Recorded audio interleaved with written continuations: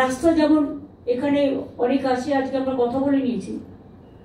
রোহিণীর যে ল্যান্ডস্লাইডটা হয়েছে সেটা অলরেডি আজ থেকে কাজ শুরু করেছে। আশা করি এটা 10-11 দিনের মধ্যে কমপ্লিট হয়ে যাবে। 2 হচ্ছে মিরিকে আপনারা দেখলেন নতুন পাকা ব্রিজ তৈরি হয়েছে, 54 কোটি টাকা দেওয়া হয়েছে। এই ব্রিজটা একটু ড্যামেজ ছিল বলেই নতুন ব্রিজ করা হচ্ছিল। থ্যাংক গড যে ব্রিজ হওয়ার পরে কোনো মানুষের কিছু হয়নি, সেই জন্য ওদের ওখানে পাইপ দিয়ে একটা ব্রিজ তৈরি করে দেওয়া হচ্ছে। তাতে তো 3-4 কোটি টাকা লাগবে, ওটা তো 54 কোটি টাকা অলরেডি দেওয়া হয়েছে। এরপরে ধরুন কিছু ছোট ছোট কাঠের ব্রিজ যেগুলো তলিয়ে গেছে, ছোট ছোট কাজগুলো আগে ছোট ছোট ভাবে করবো। 1 মাস পর্যন্ত যাদের এই অবস্থা জিআর চলবে। জিআর মানে হচ্ছে রিলিফের কাজকর্মগুলো তারা একটা পায়, গভর্নমেন্টের সিস্টেম অনুযায়ী সেটা হবে। আর যাদের সবকিছু চলে গেছে তারা গভর্নমেন্ট একটা করে কিটস দিয়ে দেবে, যার মধ্যে রান্নার স্টোভ থেকে শুরু করে, কাপড় জামা থেকে শুরু করে, থালা বাসন থেকে শুরু করে, চাল ডাল থেকে শুরু করে, বেবি ফুড থেকে শুরু করে, শুকনো চিড়েমুড়ি থেকে শুরু করে সবটাই থাকে।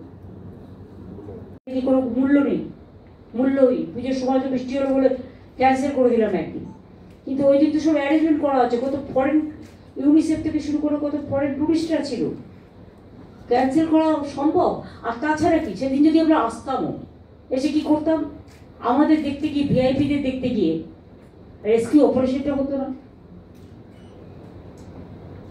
পুলিশ কাকে সামলাবে, ফায়ার ব্রিগেড কাকে সামলাবে, ডিস্ট্রিক্ট অ্যাডমিনিস্ট্রেশন কাকে সামলাবে? What is the priority?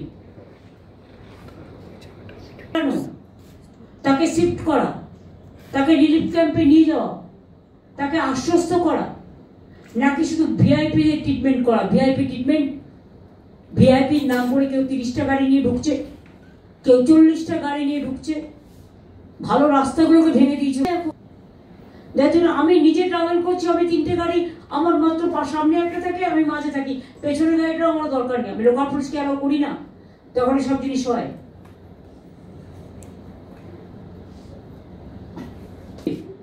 আমরা তো ঘটনা ঘটার 36 ঘন্টার মধ্যে চলে এসেছি, এবং 24 ঘন্টা ওদের টাইম দেওয়া হয়েছে টু রেস্কিউ।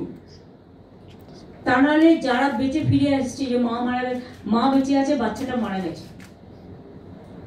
দুজনেই মারা যেতে পারত। এরকম 6-7টা কেস আপনারা দেখলেন এক একটা পরিবারে। সেখানে তো যারা উদ্ধার করেছে তাদের উদ্যোগটা তো প্রশংসার। আর আমরা যদি তখন চলে আসতাম, যদি বিকেলেও আসতাম, আমাকে নিয়ে বিজি হয়ে যেত অ্যাডমিনিস্ট্রেশন। আমি তো সেটা চাই না, আমরা কেউই চাই না। এবং যখন কোনো ঘটনা ঘটে সেখানকার মানুষকে আশ্বস্ত করতে হয়, তাদের একটা ক্ষোভ জন্মায়। কিন্তু কোনোদিনই আমি ভায়োলেন্সকে সাপোর্ট করি না, কিন্তু আপনাদের মনে রাখতে হবে, এই বন্যা টন্যা হলে লোকের ক্ষোভ আজকে নয়, চিরকাল আমি দেখে এসেছি। দাঙ্গা হলে আর বন্যা হলে, এই দুটো জিনিসের পরে মানুষের ক্ষোভ ভীষণ হয়। আমি একটা দাঙ্গার পরে কলকাতায় বামফ্রন্টের কেউ বেরোতে পারিনি, বাবরি মসজিদ মনীষের পরে। আমি কিন্তু দাঙ্গার দিনগুলো ঘুরে ঘুরে বেরিয়েছি, তখন আমি দেখেছি হিন্দু এলাকায় যাচ্ছি তো হিন্দুরাও আমাকে তাড়া করছে, আর মুসলিম এলাকায় যাচ্ছি তো ওরাও আমাকে তাড়া করছে, গাড়ির ওপর নাচানাচি করছে। তো কি করতে পারি? মানুষের ক্ষোভ এ ওর বিরুদ্ধে ওর বিরুদ্ধে ডিভাইডেড করে দিয়েছে।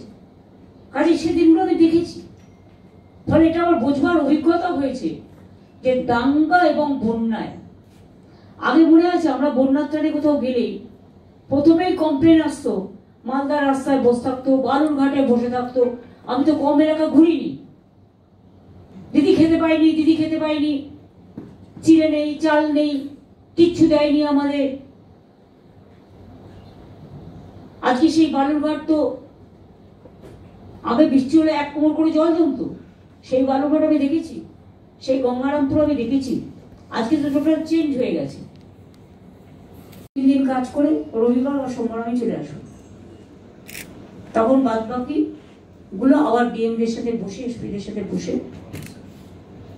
সিএসকে রেখে আসবো এবারে, কারণ চিফ সেক্রেটারি আমি দুজনেই চলে আসলে আমাদের অনেক কাজ পড়ে থাকে। কাজেই আর কিছু অফিসার আমাদের এখন এখানে থাকবে।